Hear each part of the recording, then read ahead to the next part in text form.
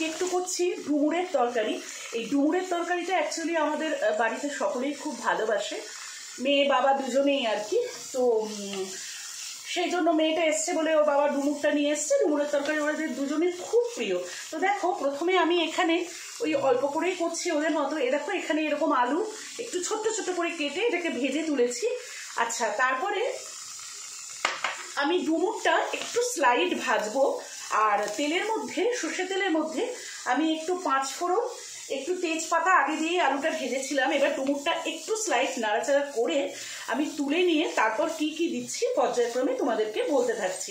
আপাতত দেখো একটু ডুমুরটা আমি নাড়াচাড়া করছি। আর প্রসঙ্গত উল্লেখযোগ্য যে এই আলুটা ভাজার সময় কিন্তু আমি নুনটা দিয়েছিলাম। আর তোমার এইখানটাতেও কিন্তু আমি একটু চিনি, একটু নুন দিয়ে আলুটা ভেজেছিলাম। এবারে আলুটা তুলে নিয়ে আমি কিন্তু ডুমুরটা একটু নাড়াচাড়া করছি। ডুমুরটা আমার একটু, অনেকে কিন্তু কাঁচাও দেয় ডুমুরটা, মানে ওই যখন মশলাটা কষা হয় তখনও দেয়। আমরা যেহেতু একটু কাঁচা জিনিসটা খুব একটা ভালো লাগে না, তাই জন্য একটু আমি নাড়াচাড়া করে ভেজে নেবো। কিন্তু আবার অনেকে ডুমুরটা সেদ্ধও করে নেয়, কিন্তু আমি সেদ্ধতেও যাচ্ছি না, কেন আমার বর আবার সেদ্ধ করার জিনিস পছন্দ করে না। ওই জল দিয়েই তোমাকে যে কোনো তরকারি ওর সেদ্ধ করে দিতে হয়। তো সেই জন্য আমি আলাদা করেও সেদ্ধ করে নিয়ে নিই। এটাই আমি ভাজতে ভাজতে কষতে কষতে সেদ্ধ হয়ে যাবে। তো দেখো এরপরে যেটা দেখো বন্ধুরা, এবারে এই যে ডুমুরটা আমি এখানে ভেজে তুলেছি। এবার যেটা করব, 5 ফোড়ন যেহেতু আমি আগেই দিয়েছিলাম, তো আমি এবার একটুখানি হিং ফোড়ন দেবো। হ্যাঁ, এই এতটা মতো, 1 চুটকি মতো একটু হিং ফোড়ন দিলাম। দিয়ে আমি তেজপাতা, 5 ফোড়ন যেহেতু আমার ওখানে রয়েছে, আমি আর এখন আবার 5 ফোড়ন দেওয়াটা মনে করছি না যে সমীচীন হবে। যারা মনে করো 5 ফোড়নটা না দিয়ে জিরে ফোড়ন দেবে, সেক্ষেত্রে তারা অবশ্যই জিরে ফোড়ন দিতে পারো। এবারে দেখো যে মশলাটা দিয়ে আমি কষবো, এটা হচ্ছে, এখানে আছে আদা বাটা, জিরে বাটা, ধনে বাটা আর লঙ্কা গুঁড়ো, হলুদ গুঁড়ো। এইটা আমি এবারে এর মধ্যে ঢেলে দিচ্ছি। কেন, এটা দিয়ে আমি এবারে কিন্তু ভালো করে কষতে থাকবো। আমার যেহেতু ডুমুরটা আলুটা দুটোই ভাজা হয়ে গেছে।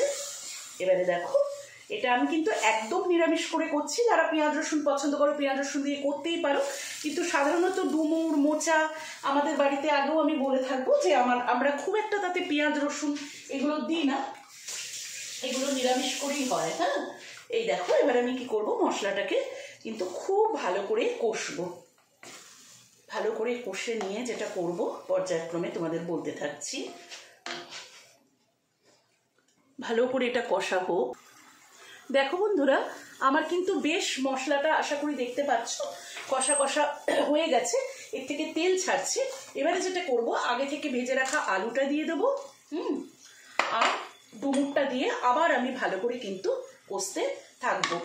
আর আমি কিন্তু প্রসঙ্গত উল্লেখযোগ্য বলেছি কিনা আমার মনে নেই, আমি কিন্তু ইয়েও করেছি, তোমার চিনিও দিয়ে দিয়েছি। চিনি ওই যখন আমি ফোড়নটা দিয়েছিলাম তখন একটু তরকারি লাল হয়, তখন যদি ওই পর্যায়ে আমরা ফোড়নটা দিই। আর কেউ চাইলে টমেটো দিতে পারো। আমাদের যেহেতু একটু ইউরিক অ্যাসিডের প্রবলেম আছে, আমরা টমেটোটা খুব বেশি প্রেফার করি না। এবারে দেখো খানিকটা তো কষা হয়েই গেছে, আবার আমি এরকম করে জল দিয়ে দিয়ে কষবো। নুন মিষ্টি সবই দিয়ে দিয়েছি, তোমরা তোমাদের স্বাদ মতো নুন মিষ্টি দেবে। এবারে দেখো আমি ইয়ে করছি, কি বলে, এবারে ভালো করে কষে নিচ্ছি। কষে নিয়ে এই যে ভালো করে কষছি, কষা হোক।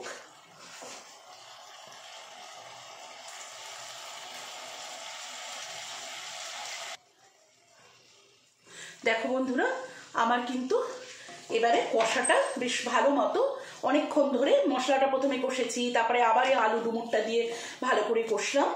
এটা কিন্তু আমার কষাটা বেশ হয়ে গেছে। এইবারে যেটা আমি করব, জল দিয়ে দিই।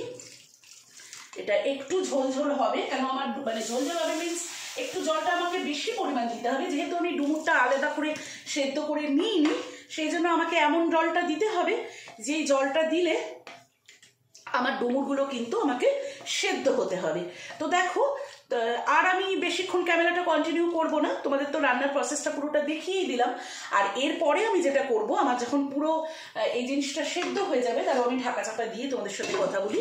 এই জিনিসটা যখন আমার পুরোপুরি সেদ্ধ হয়ে যাবে, অর্থাৎ ডুমুরগুলো যখন আমি দেখবো খুন্তি দিয়ে ঘেটে একদম সুসিদ্ধ হয়েছে, তখন কিন্তু নামাবার আগে আমি যেটা করব, একটু ঘি দেবো ওপর থেকে, একটু গরম মশলা গুঁড়ো দেবো, দিলেই কিন্তু আমার নিরামিষ ডুমুরের তরকারি কমপ্লিট হয়ে যাবে।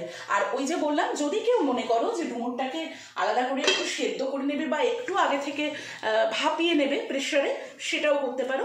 আমাদের বাড়িতে পছন্দ করে না বলে আমি সেদ্ধটা করি না।